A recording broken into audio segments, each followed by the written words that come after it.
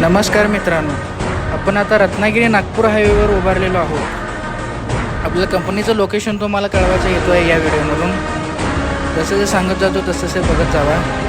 आता आपण इकडं मार्गाकडच्या बाजूला टर्न घेतलेला आहे. असेच पुढे येत गेल्यावर नामदेव माळी सर्व्हिसिंग सेंटर तुम्हाला लागत जाईल. पुढे आल्यावर सई गार्डन, BPCLचा पेट्रोल पंप उजव्या साईडला तुम्हाला बघायला मिळेल.